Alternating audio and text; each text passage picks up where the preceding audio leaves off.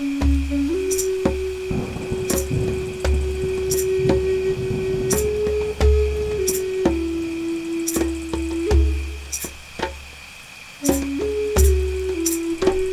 afternoon, my friends, and good day to you. You're tuned into Feather of Light. I'm your host, Brandon Tilt. And yeah, this is a podcast where I like to bring you into an exploration, sometimes around yourself and your energy and your body and your mind. And sometimes I like to bring us into discussions or dialogues around mental health related topics or spiritual or philosophical topics. And today, well, more broadly, I feel like I want to start to look at this concept of integration. I think for the second time, I think I did this in a previous episode, but now I'm feeling motivated to look at the topic concerning facilitating integration circles, and I want to bring people into a space of returning to some of this energy, some of these feelings, maybe even trying to move through some of those experiences and re-experience aspects of what they felt in ceremony, but doing so through the lens of a creative tool or expression. So that's kind of a piece, a snippet of what I'm going to be focusing on with my energy, my efforts, and my offerings for the next couple months at least. And yeah, I'm going to be starting those in March. Probably towards the end of March is the plan. And on the topic of integration and integration circles, I'm going to be going a little bit deeper into one book I have here called The Creative Connection, which is all about expressive art therapy. And just kind of maybe just referencing a couple things. They have this thing called the creative connection. And it's this kind of spiraling outward of creative energy and how it starts to gradually begin to branch out into community and then branch out into the world and to the universe. And yeah, I'm just going to kind of reference that tool that they have in there. And in addition to that, I'm going to be looking at back at LSD Psychotherapy and just kind of looking more at the paintings that all these different clients of Stanislav Grof created and how they represent all these different transpersonal states. And maybe there's a connection between all these things and my integration circles. I'd like to think so, but I'll leave that to you to make that connection. So yeah, I mean, I guess to give you a piece, more of an impression of what I'm building with these integration circles. It's going to start off with a guided meditation, which is really just to allow everyone to land and feel maybe into their body a little bit and just start to maybe just orient themselves towards this idea of what this integration space is.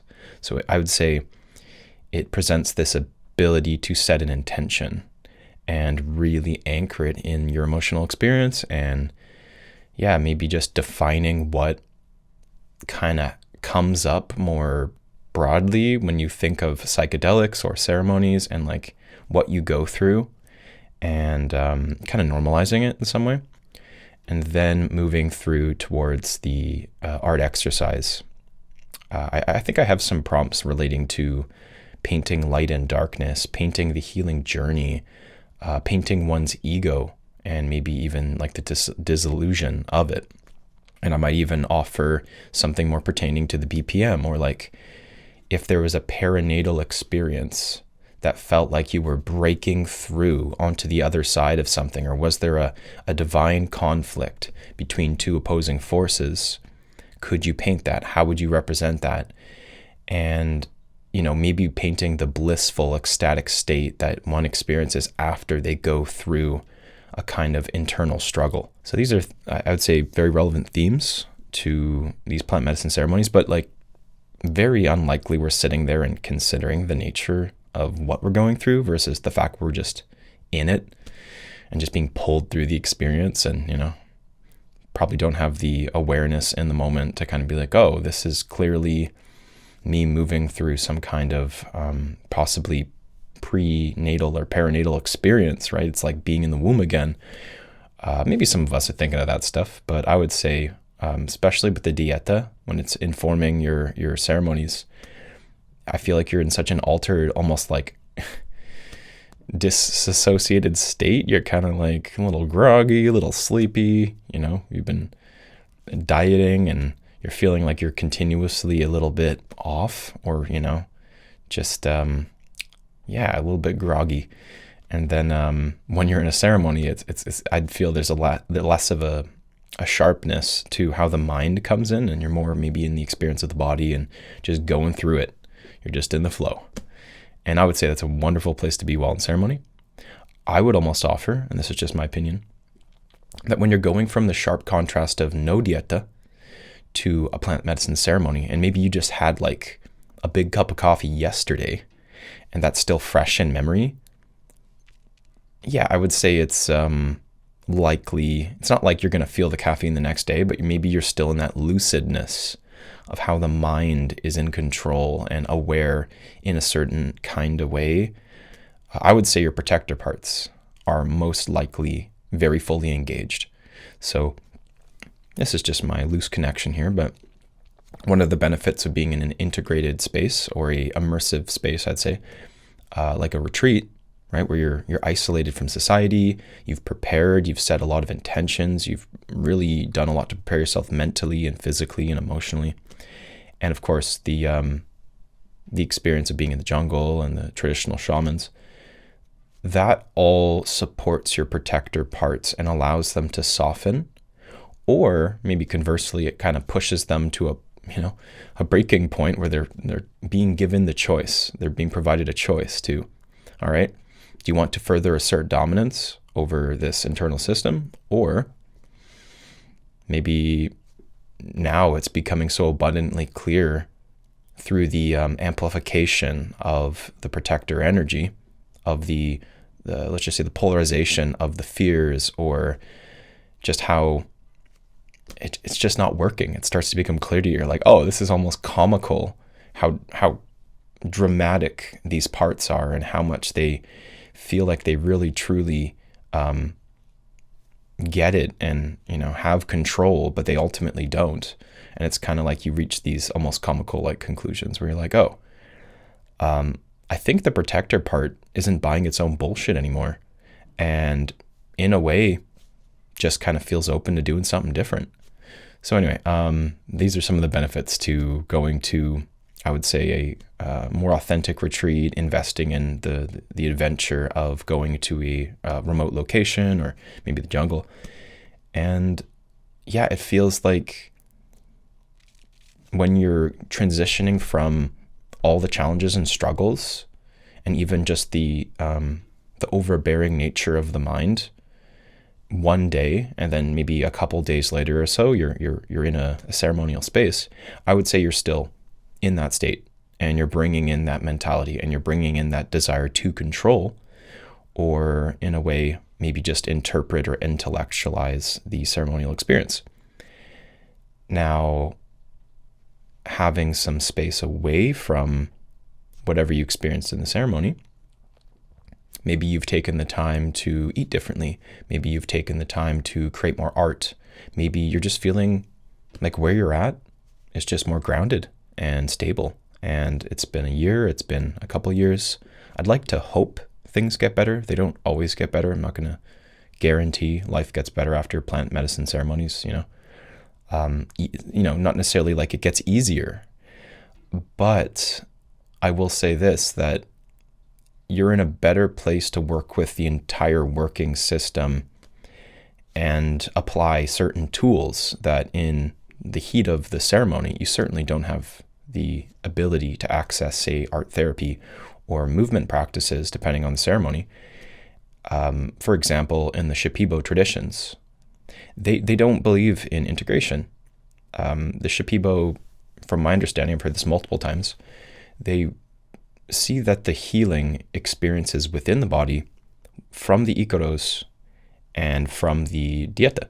And when you're in those, let's just say a couple weeks or so, that is where the healing takes place. And once you leave, debatably the work is done. Now, I would say that can be true, in some cases. And, if you fully adhere to the Shipibo belief system, then yeah, absolutely. It would make sense that is just how the healing process unfolds from your perspective. I'm more of a proponent of yes and the long-term care, especially when we're returning to Western culture. I think that looks very different than, what it might have looked like at the retreat. And obviously not all of us have access to the same level of gentleness or softness or isolation or even just support, right? Like, some of these retreats have really solid volunteers, or they have hired professionals who can be like your impromptu therapist if need be. And maybe some of us that's just not part of our everyday. That's not accessible to us. That's not something we've created as part of our support network. And that's fair, right? I think therapy isn't always ideal for certain folks, depending on where they are in their journey and, what their needs are. So I guess just to bring this back to the BPM, the perinatal matrix or matrices, these states I talked about if you listen to my last podcast episode 40. Yeah, it's just about where we can go. And in art therapy, it's not mentioned explicitly in, let's just say, like the art therapy textbook I have here, but in the LSD Psychotherapy book, it feels like Stanislav Grof has used as an art therapy tool, really, to get people, I guess, like into a place where they can actually express these things, right? Some of these transpersonal states, even just like what the heck happened in these deep dives. And yeah, so that's going to be an option, very likely. I'm going to be giving people prompts. I'm going to allow them to listen to their own music and maybe offer some suggestions for playlists and just be like, all right, so now we have this space to paint. I'd like you to choose one prompt, maybe two, if it feels like you have that space or that I don't know, energy to integrate. Maybe you paint very quickly. I paint quite quickly when I'm using a piece of paper versus an acrylic on a canvas. It's very slow. I feel like I'm almost like being more careful not to quote unquote mess something up. I know I can layer. So yeah, depending on the person's approach and maybe how comfortable they feel with a paintbrush or markers or whatever, I feel like they could use multiple prompts. And yeah, I mean, I want them to engage in this creative process, not to be like proving their worth as an artist or creating some end result that they can be like, yo, look how good I am. I mean, I think people often are naturally artists. And I think the forms of, published art that makes it into museums and, is sold in the public sphere, that's very different than expressive art that's used in a way as a catalyst to experience the transcendent or to express abstract emotions or to, just move energy. Very generally speaking, that's just what we're trying to do, is express, move energy. I'm also very interested in having a co-facilitator or maybe leading some of these myself, but I probably wouldn't be as effective if I had someone who actually was trained in movement, but introducing movement as an option as well. So people can come in and color or paint or right, move and flow or spin or stretch or do postures that feel like they embody a certain emotion or a part of the art piece that needs to be conveyed through movement, really creating that as an option as well, which also, not everybody's into, but I feel like those who move, it's just like another language and they can just speak that language very fluently. And I would say it's almost a shame that if someone speaks that language and they're not being given that option. So to go back to the Shipibo traditional container in the Maloka that I experienced, you're very much disciplining yourself to just stay with the experience of the medicine. So you're not moving. It's pitch black, so you can't really move anyway. You'd probably bump someone or move, knock something over. And yeah, you're not really free to express yourself in a lot of ways. And I think this works very well with the introspective elements of working with a plant medicine. But some people might want to dance or move. Some people might need to shake out or flow through an experience and use the tools that they've acquired over the years, or sing, right? And with the Shipibo Ikoros, you're not adding your little chorus. There's no space to sing, and I understand that. Even in the ceremonies in Ecuador, you weren't singing while the shamans were. I think some of the songs you could call and response. You could layer in your voice, but there were certain songs that were clearly ikoros or medicine songs, and you were there to receive it. And they would even give you spaces in Ecuador to share something if you wanted to share a song. So, I mean, I think a lot of these experiences, even the ones where they give you space to, all right, we're getting up and dancing because we're drumming, or you want to share a song, here's the space. Maybe there's a certain point in the ceremony where you needed that and just didn't get it. They'll offer you the space to get up and walk around, or go have a cigarette, or go use the toilets, but it's not like you get to move through something in the way that maybe you would do if you were in your own space and you had that freedom. So I feel like this is an element of what I'll be introducing to integration circles is, what would you do if you had the freedom to do so in that moment within reason, right? I want to recognize there's all sorts of varying levels of expression, and I'm trying to create a safe space for individuals. And I'm trying to kind of like be aware that, what's a safe space to one person might not be a safe space to another. So it might be a bit of a dance in terms of where I want people to be able to freely express themselves, but I want them to go as deep as possible into the art, into movement, into sounds, if possible, sharing through words. So I'm going to play around with that. There's going to be a bit of structure to it. I suppose the reason I brought that up with a little bit of I want to say skepticism, but a little bit of guardedness, is I remember in the ayahuasca ceremonies, some folks had some things they needed to express that were very sexual. Let's just say that. There were some folks that had some energy they were working through, or it could be the surfacing of trauma in a way, or it could be the releasing of trauma and feeling unburdened and now feeling open to really attune to their joy and their pleasure. And yeah, I feel like that is really healing and necessary for a person to go through, attuning to their inner child, attuning to their body. And I want people to feel safe in that way, but I also feel like I might have to set some guidelines around, all right, this isn't the container for tantric expression or being overly attuned to your sexual energy and expression.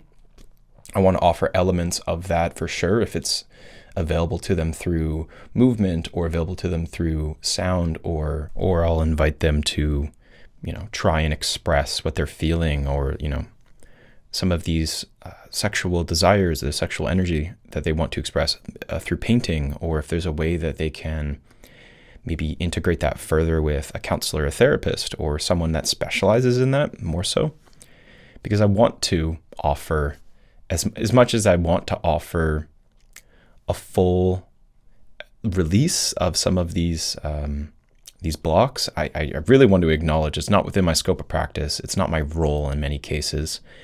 And I would almost just want to offer them to express through the tools that we have available, and then go on to find maybe another circle or another practice or somewhere where they can feel safe and further explore those feelings. So yeah, I mean, it's all within the realm of expression. I just really want to be clear, all of our emotions, like feelings of hopelessness and worthlessness, feelings of grief, feelings of resentment and anger, feelings of overwhelming sadness, and even sometimes suicidal feelings, or feelings of being pent up or passionate or wanting to express and feel loved, maybe feeling unloved in ways. These are all valid feelings. These are all feelings that I think pretty much everyone feels at some time and place, and maybe in these ceremonies or maybe after the ceremonies. And yeah, I'm trying to be aware of where this might cross into the realm of therapy or a process group, because that's not what this container is going to be designed for, right? I want this to be a safe space. I want it to be, trauma informed, and I'm going to do everything I can to create that container. But that being said, I'm not allowing, in a way, I don't want people to feel like they can give themselves permission to go into their deepest traumas and to unearth things and feel re-triggered and in a way re-traumatize. Sometimes that can re-traumatize a person. So there's going to be a subtle balance to the structure and flow and the guidelines of how I run these containers. That being said, maybe referencing this model in the creative connection might give some clarity. Maybe it'll raise more questions, but I think that's also really good, is just to get curious around what expression really even is and how it can be a therapeutic tool for shifting one's energy and shifting the world around us. So it all starts within self, right in the dead center. Bam. We have this inner journey through expressive arts process, or inner journey through plant medicine, or inner journey through breath. We've done this inner journey. We're in and starting within self. And then this cycles outward a little bit. And it says start going into the unknown, right? And through that, you're allowing this inner impulse, or this creative life force, to come forth through the unknown. And then as a result of that, spiraling out into insights, self-understanding, empowerment, and then further connecting outward into this second tier of relationship. We're becoming aware of new aspects of self, right? So we're starting to spiral into the realm of relationship. And in the realm of relationship, it feels like we're starting to connect to another person in an empathic and supportive environment. And we're spiraling through being heard and listening to and witnessing others. And this is where we're spiraling outward more and moving through into the outer sphere of community. And through that, we're collaboratively and entering into co-creative endeavors. And there's mutual care. There's establishing connection in a way that we're all seeking a higher purpose. And as we cycle through that, we're looking into how we can connect with communities and these ways that we're entering into the concept of myth, which is often where we see archetypes, and engaging in rituals, maybe even ceremonies, right? And then this further cycles into the last outward cycle, which is where we're connecting with the universe, and we're seeing the world is sort of available to us in ways. So as we connect to the world, we're becoming aware of nature or other cultures. We're connecting more with history, maybe even our historical soul wounds or ancestral burdens or ancestral trauma. And then this further spirals out into the universe, and ultimately where we're able to experience a kind of oneness and recognize what goes beyond simply the world we're in, or even, on some level, the universe. But I suppose that's kind of like the outer parameters of this whole model. So this is called the universal energy source. And it says here, to quote, "The creative connection process. The above diagram shows how, as we first journey inward through expressive art, or through plant medicine, we tap into the unconscious and become aware of new aspects of self, thus gaining insight and empowerment. Then, by connecting to at least one person in an empathic and supportive environment, we learn ways to relate to the community. As we learn how to be authentic and empowered in a small community, we are then inspired to move to the larger circle. We become co-creative and collaborative, being able to access our higher purpose and powers. This connects us to the world, other cultures, and nature with compassion." So, yeah, I think it's a pretty good place to kind of, start. or stop, but just let that simmer, There's this inner experience that starts with self, and it gradually expands our consciousness. And it's almost like we're taking that light that starts to shine within, and it becomes bigger and bigger, and that focal point becomes larger and more broad, and then all of a sudden our light is light of awareness, or light that we're bringing into other people's lives and sharing, starts to become much more expansive, and it starts to become immersed within creative, collaborative, community-based experiences. So I think that's one of the roles of doing integration circles, or participating in integration circles. Really, it feels like I'm trying to bring in a type of collaborative healing process that I think starts in ceremonies and very much does operate in those spaces, but maybe it needs to be kind of nurtured, I would say. It needs to be further watered, and there's a way that it doesn't just start and end within the ceremonial experience. So I went back, and here I'm just going to pull up some of my prompts that I'm going to be introducing to this integration circle for the art exercise. A little bit of a sneak peek for those of you that are interested in attending my integration circles. So one, which I already mentioned, is painting the healing journey, which is just amazing. That could be painting the whole hero's journey. That could be painting the dark night of the soul. That could be painting your entire last 5 years. Who knows? I think it's such a beautiful general idea, but it could get very powerful and illustrative of something that maybe you just haven't looked at least not from the outside lens, and maybe even just allowed other people to witness in a way. And then painting light and dark energy, like I mentioned, painting the spirit of the plant medicine that you sat with. Yeah, I think that would be very interesting. And then painting a quote-unquote soul retrieval. Probably your soul retrieval, if that was something you experienced in ceremony. And then lastly, painting a series of 3 simple pieces that embody 3 different stages of transformation or metamorphosis, which is, by the way, when a butterfly, or a caterpillar goes into a cocoon and dissolves entirely and then bursts from its cocoon as a butterfly. This is a metamorphosis. This is the gradual stages of change where one goes through a type of rebirth. So I feel like those are some pretty great prompts. I also want to encourage people to write maybe a little story or a poem. Maybe it could just be a statement about the piece that they've created. So if they flew through that piece, they like it, they don't know what to do with it, I want them to go further and write about it. Maybe describe, what is the plot of this painting? What characters can you describe? What parts are present? What parts of you do you see within this piece? Is there a conflict going on? Describe the conflict of the story. How does it get resolved? I feel like I'm going to get really inquisitive. At the same time, I'm not interpreting anything.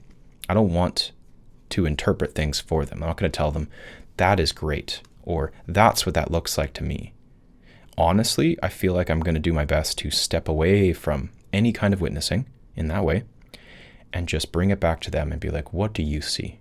Tell me about the conflict. Tell me about whatever symbols are present here, and give them that space for witnessing, or maybe just allow them to kind of take note so that at the end they can share and they can have these pieces that they've reflected on.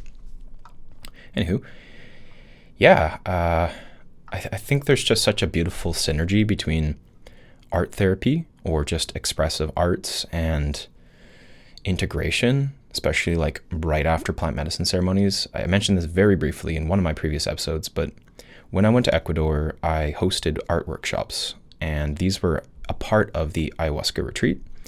It was kind of like, 1 per 2-week retreat. And basically anyone who was down, sign up, come hang out. I had the paint, I had the little kind of canvas strips, I had the tools, the brushes, and just allowed people to come and casually paint. And I think it was a pretty cool vibe, right?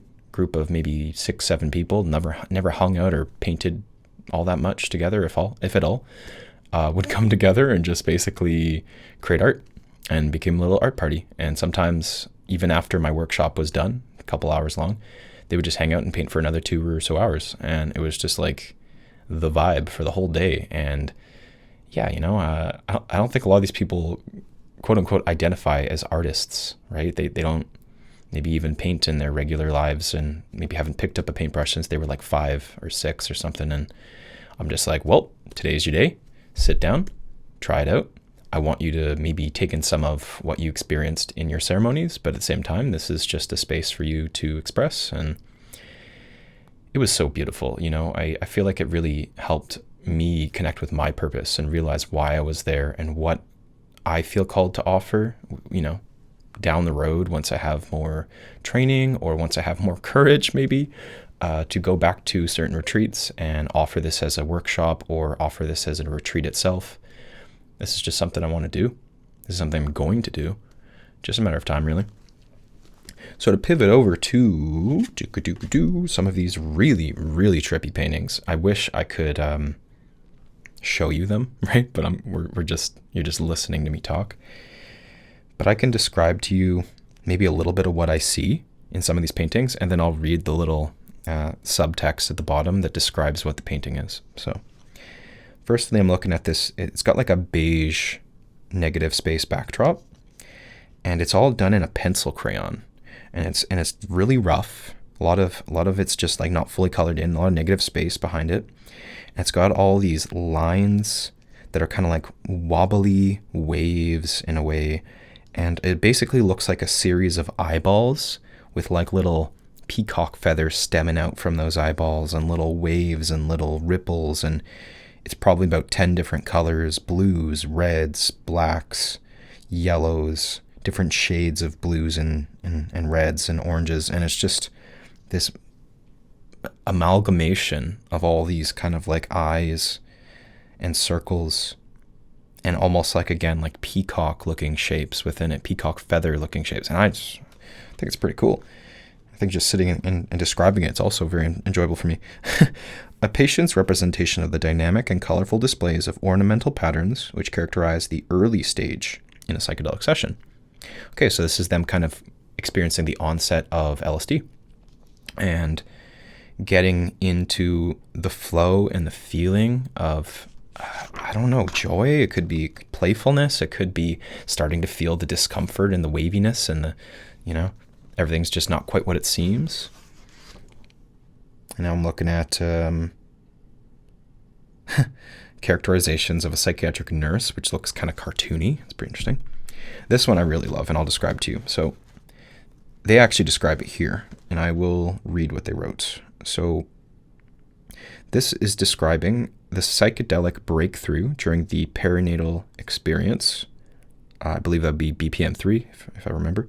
So the lower part of the painting shows a scatological area, which is poop, which the patient describes as a quagmire of her unconscious. Numerous dangerous animals represent the negative emotions. That's all in BPM 2.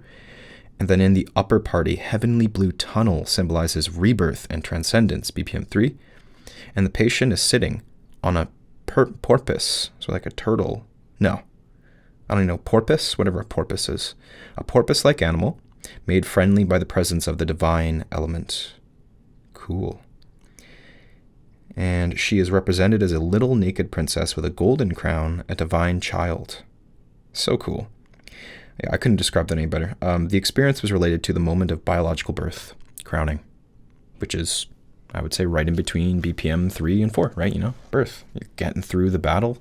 You've moved through all this, and now you're in the transcendent and the blissful, and you're, connecting with the divine and the holy. And honestly, who really knows if people are going to take it to the level of looking at the perinatal phases, or, being as specific as looking at the moment where they broke through the womb, or, knowing the level of specificity that's described here in this book. But I just want to give each individual the chance to just look at the ceremony a bit differently.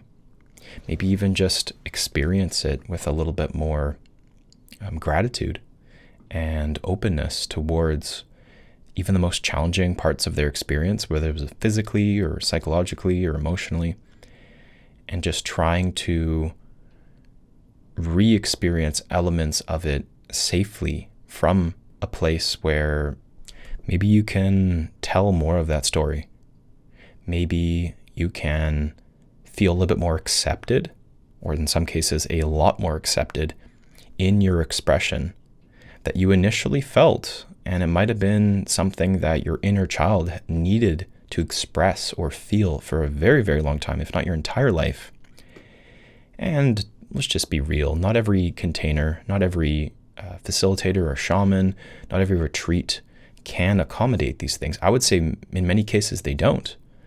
The Shipibo retreats have a little bit of space to talk, and they have a container where they try to check in with people's dietas, but it's not quite the same as an integration circle. Even the retreats in Ecuador, they had meetings, but I don't think they really tried to have any sort of long-term check-ins, and I kind of get it. They run a lot of retreats. It would be very exhausting and probably cost way more resources than they could afford.